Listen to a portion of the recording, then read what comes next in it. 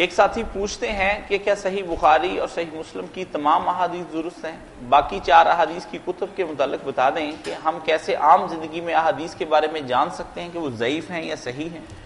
صحیح بخاری اور صحیح مسلم جو ہے نا، ان کو ہم کہتے ہیں صحیح ہیں، کہ صحیح کتاب، مگر اس کا مطلب یہ نہیں کہ ان میں جو کچھ سارا قرآن کی طرح، انہوں نے بھی کئی چیزوں کی نشاندہی کی ہے کہ یہ باتیں نہیں ٹھیک۔ اسی لیے امام مسلم نے تو اپنی کتاب میں ترتیب یہ رکھی نا کہ میں باب میں جب حدیثیں شروع کروں گا تو پہلے صحیح چوٹی کی لکھوں گا، نمبر 2 پر پھر کمزور راویوں کی بھی ہوں گی، وہ تائید کے لکھے۔